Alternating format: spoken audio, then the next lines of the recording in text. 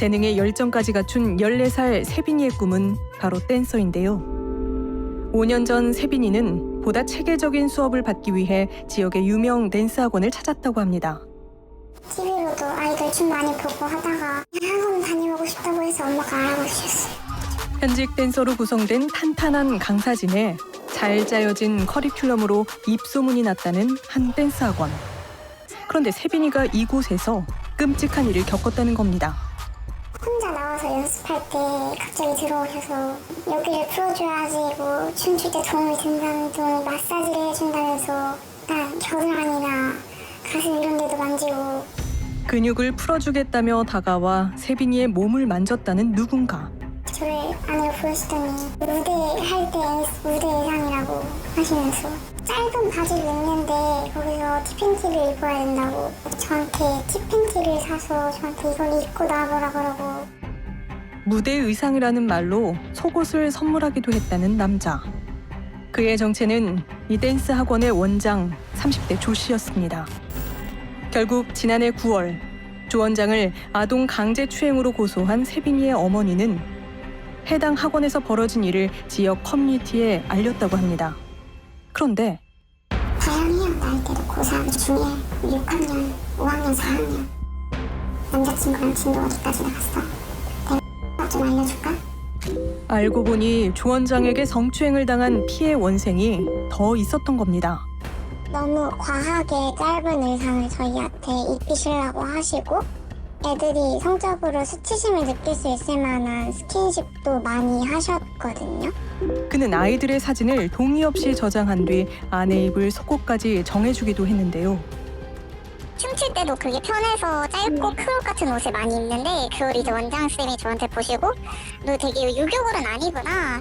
그래서 원장쌤이 계속 손을 만지면서 막 다음에는 스파 데이트를 하자 이런 식으로 얘기를 하는 거예요. 취재가 이어지던 그때 궁금한 이야기 Y 앞으로 뜻밖의 연락이 왔습니다. 어느 학원에 관련된 제보가 혹시 있지 않으셨나 해가지고요. 꼭 말씀을 꼭 드려야 되는 부분이기 때문에 그는 다름 아닌 조 원장이었습니다. 모든 게 모함이라는 그는 제가 이렇게 만져준 건데 이걸 가지고 이제는 엄지손가락으로 뭐 사타구니를 만졌다 이렇게 가는 거예요. 몸짓 언어인 춤의 특성상 신체 접촉이 있을 수밖에 없고 원장으로서 아이들을 챙겼을 뿐이라는 겁니다. 왜 물어보지도 않고 엄마한테 이 티팬티를 주문하신 거예요? 저희 입시하는 애들 의상이 이래요. 이렇게 짧은 옷을 입어요.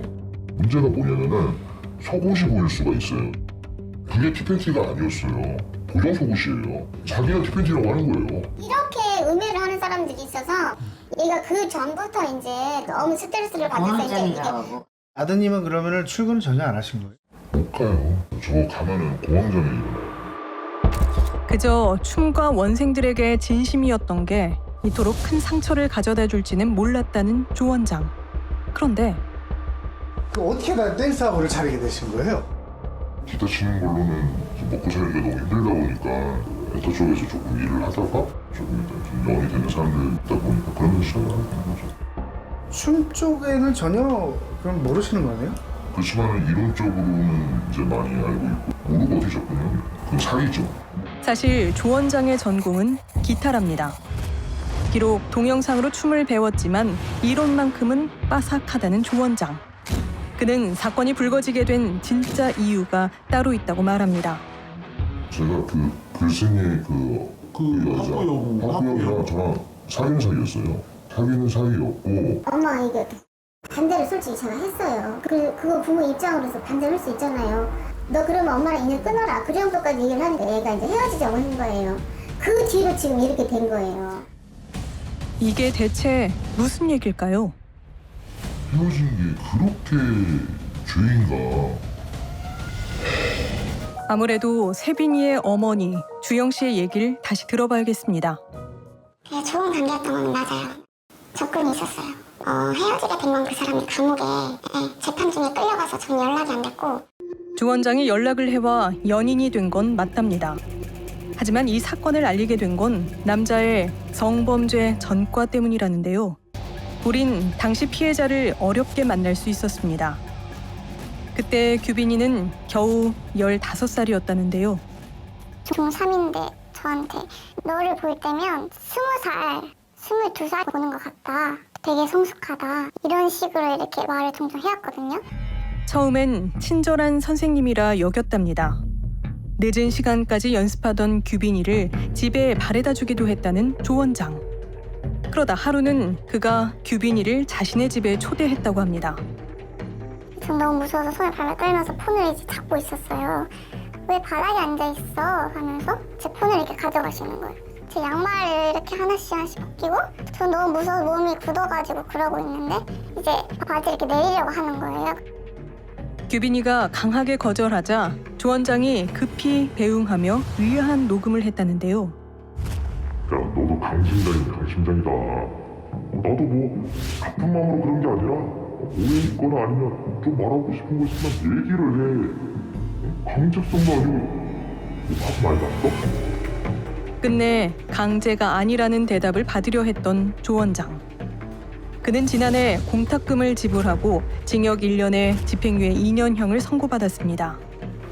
다시 말해 조 원장은 여전히 집행유예 기간인 건데요.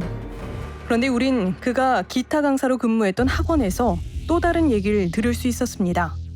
여자 강사, 그 강사가 복고 강사였던 것 같은데 그 사람하고 문제가 있어서 그 부모가 저희 학원을 찾아와가지고 저희 딸을 때린 것처럼 얘기를 해서 연인이었던 강사를 폭행하고 이를 그만둔 뒤 조 원장은 지금의 댄스 학원을 차렸다는데요. 초기 원생 중 한 명이었던 세론 씨는 지금도 그와의 일을 잊을 수 없답니다. 나 좀 너 좋아하는 것 같다 이런 식으로 하고 처음에는 본인 집에서 처음에 그랬고 그 다음에는 학원에서 저한테 그랬고. 학원에서요? 네. 고등학생 미성년자라는 걸 알고 있었겠네요. 일단 제가 상담 갔을 때도 교복을 입고 있었고 제가 어떤 학교 다니고 있는지도 알고 있었어요. 미성년자라는 걸 알면서도 강압적으로 성관계를 요구했다는 조 원장. 뿐만 아닙니다. 몰카 같은 거를 대신 부탁을 하고 제가 미쳤냐고 안 한다고 하면 또 저를 때리고 어떤 걸까요? 여자애들 몸 찍어오는 거 그런 걸 저한테 부탁하고 심지어 제 동생 샤워할 때 찍어달라고 그러고. 벌써 수년째 미성년자들을 추행하고 폭행하고 있는 조 원장. 그를 다시 만나봐야겠습니다. 저희가 판결문을 봤거든요. 아니, 그러니까 이거는 왜냐면은 끊어주세요. 솔직히 말할게요. 발냄새 너무 나가지고 야 인간적으로 야 우리 다른 시자 자 이렇게 말을 했어요. 양말을 벗겼고 바지 끈을 풀렀잖아요. 진짜 그 얘기를 한 거. 근데 이게 탁 풀리더라고요. 그래서부터 제가 녹취를 폈어요. 아 이거 오해야 되겠다. 녹취를 폈어요. 이 친구한테 제가 아 미안하다. 나는 그런 게 아니다. 하고 바로 집으로 제가 지가조치 시켰어요. 이미 유죄 판결을 받았지만 또다시 말을 바꾸는 조 원장. 우린 그가 원생들에게 보냈던 수상한 메시지들에 대해서도 물었습니다. 이거 가서 홈데이트 때 언더웨어 네. 봐줘도 괜찮지. 이게 왜 나쁜 건지 저는 모르겠지만 뭘 몰라요. 본인 집을 아니 본인 집이 여자 학생을 오라고 해서 아니 지금은 이 이틀 하면서 언더웨어를 아니. 벗으라는 게 라면 먹고 가자 능글능글. 너 고교벌이 아니었어? 떠본 겁니다. 짜파구리 먹고 갈래? 네, 떠본 거예요. 성인들이 다 아는 은어잖아요. 아 떠본 거예요. 아 진짜 그거 아니 은어인데 그걸 하지만은 제 의도는 이거를 뭐 나쁜 뭐 그런 쪽이 아니라 원장 선생님으로서 하지 말아야 할 행동을 했다고 인정하시는 부분은 없나요? 정말 저는 아이들이 조금 오해하지 않았나 생각을 들어요. 아동 성추행 사건으로 조 원장은 2028년까지 아동 청소년 관련 기관 취업이 제한됐습니다. 우린 아들 대신 학원 대표가 된 어머니 연 씨에게 입장을 들어봤습니다. 아드님 여기 나오시면 안 된다고 하던데. 아니 그러니까 거기 학생들 레슨을 하면 안 되는 거죠. 레슨을 학생들 있을 때는 부딪히면 안 되니까 그 밤에 가서 청소하고 학생들 없을 때 기타 연습을 조금 한 거예요. 출근을 해도 수업을 안 했으니 문제될 게 없답니다. 이 말이 사실일까요? 학원에는 그런 성 관련 된 사람이 절대 출입을 하면 안 되거든요. 아이들 그 교육기관이라서요. 본인이 실제로 근데 왔다리 갔다리 하더라고요. 저희 쪽에는 학원으로 등록이 안 돼 있어요. 무등록 학원에 대해서는 저희가 할 수 있는 최대치가 1년 이하 징역이나 1천만 원 이하의 벌금에 처할 수 있는 조항이 있어요. 고발 조치를 한 상황이에요. 그렇다면 조 원장은 이제 어떤 처벌을 받게 될까? 재범임성 평가 도구 결과 총점 11점으로 중간 수준이다라고 나왔어요. 실제 재범이 발생했잖아요. 법원도 책임감을 느껴요. 풀어준 바람에 또 범죄가 발생해서 사회에서 격리시켜야 되겠다 이렇게 판단하실 거예요. 수사기관에서 서둘러서 기소를 해서 집행유예 취소되고 이전 징역형도 살게끔 만들어야겠죠. 지난주 일요일 다시는 오해 살 행동을 하지 않겠다며 학원 공식 SNS에 자신의 입장을 올린 조 원장. 전문가는 그의 범행이 앞으로도 반복될 위험이 있다고 경고합니다. 상대방이 뭔가 불편감을 드러내는 시그널을 주면 바로 접어요. 자기가 하는 이야기가 어떤 문제를 유발할 수 있는 이야기인지 분명히 100% 인지하고 있다는 뜻이에요. 발각되지 않고 자기의 욕구를 발산할 수 있는 대상으로 변경될 거예요. 정말 초등학생까지 내려가면 폭로 안 할 가능성 높아요. 춤을 사랑하는 아이들이 꿈을 이루기 위해 찾았던 공간. 하지만 그곳에서의 일은 너무도 잔혹한 기억으로 남았는데요. 지금 현재 다니고 있는 아이의 친구들도 있어요. 이게 제대로 벌을 받지 않으면 그 학원에서 있었던 6, 7년 동안에 그 아이들이 비슷한 일을 당했을 때 또 숨을 것 같아요. 그래서 처벌받아야 된다고 생각해요. 그 아이들이 지켜보고 있으니까.